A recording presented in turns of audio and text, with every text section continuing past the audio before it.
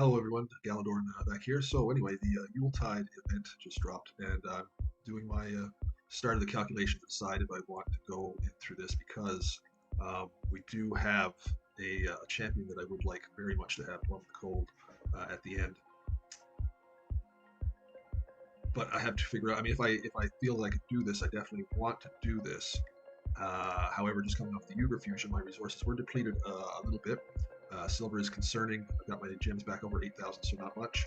Shards are still looking alright. I did some calculation here on the first summon rush.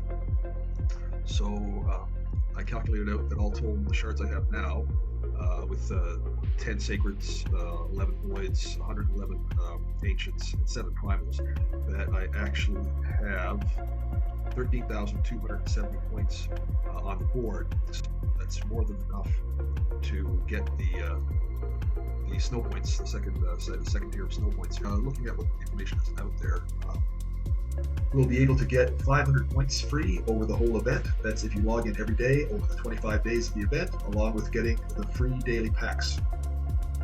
They are giving you a quarter of Tormin for free. I have to think about my risk reward here. So my shard situation is actually pretty good for this. So I have 5,000 points total. As I stand right now, I have 5,000 points total from Sacreds, 1,320 from Voids, 5,550 from the Ancients, and the Primals were 1,400. More than enough. I have for the 4,100. If you want to get these points, I have more than enough. 4,100. I actually have enough right on the board now. That's not counting any other shards that I've acquired during this month. Because no doubt I will if I lost one on events tournaments. I have, like I said, 13,270, and if there were 3 summon rush events, assuming that they all attain the same level of these points, that's 12,300. So it looks like I have enough shards on the board now to be able to complete 3 summon rush events. Now, guaranteed there'll probably be a champion chasing in there. So I did not pull Uber. I still have Gauntlock 63. So I'm going into where I stand in Doom Tower right now. And I can't count on this. There's no way I can clear all the secret rooms of Doom Tower, because guaranteed some of these, even though I've cleared this rotation so far 3, guaranteed there'll be those rare attack champions and whatnot. There's some that I simply can't, right? Because I have maybe 2 rare attack champions and whatnot at level 60, and the rest is just not capable. Or like epic lizardmen, some of those. But let's say by some miracle that I could. So that would be 27 shards. Don't believe that's enough. No, it's not enough. That only gives me 90 shards, so I would not be able to borrow the destroyer. So I count on probably 1,000 points. Champion chase right there. So I'd be gambling on how many champion chases there are and what levels they put those put the event points at. Because I normally will not be pulling shards, as I've said before, outside of 2 times events.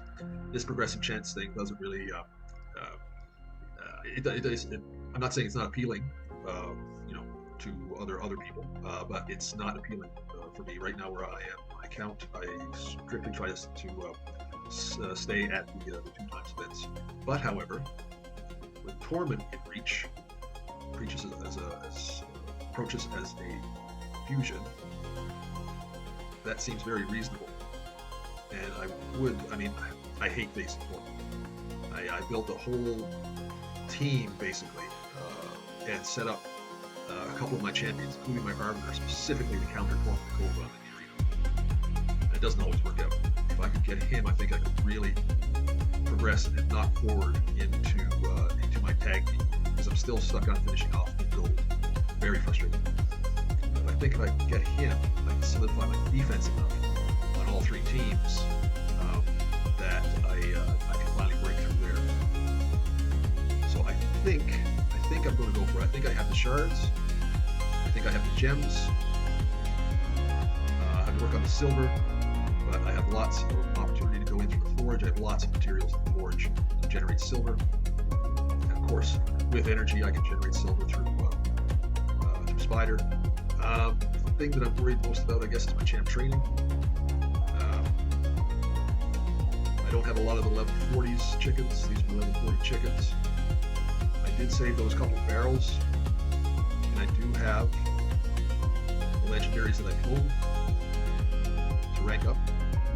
So I think if I work on building up the chickens for champion training, I think this fusion is in, well, I shouldn't say this fusion, I should say this this event, the final goal of this event is in range as it looks right now. So I've started the spider turn attack. So as you can see here, I've already done about 20 runs and I stand at 1,234.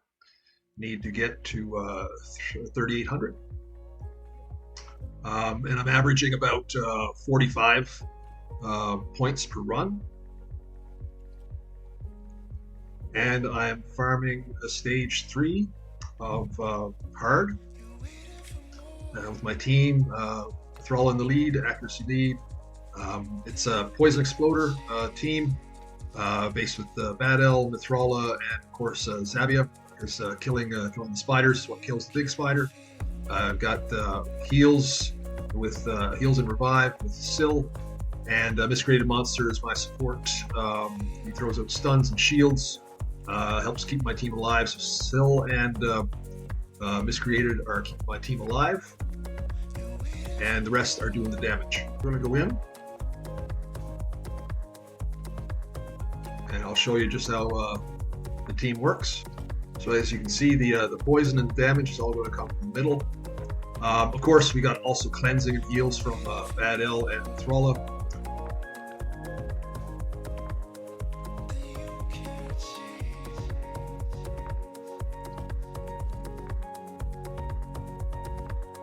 And yeah, this team is not, you know, those high-end, does it in multiple seconds.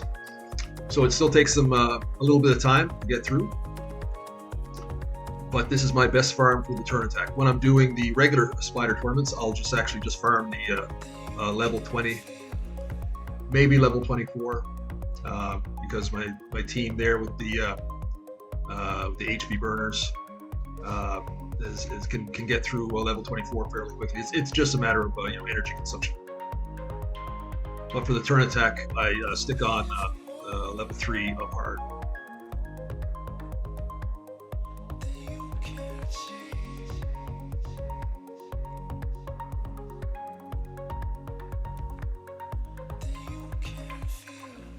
As you can see, there we go. Turns 52 that time. My best is 24. I do believe this is the team that got 24. I'm pretty sure it is. Can't really remember. But as you can see, 46. Again, generally right around my average of 45. So now we'll check back in, see where I stand in the turn attack. I'm at 1,280. That leaves me 2,520. From the goal of the points, which will take me 56 runs at my average of 45.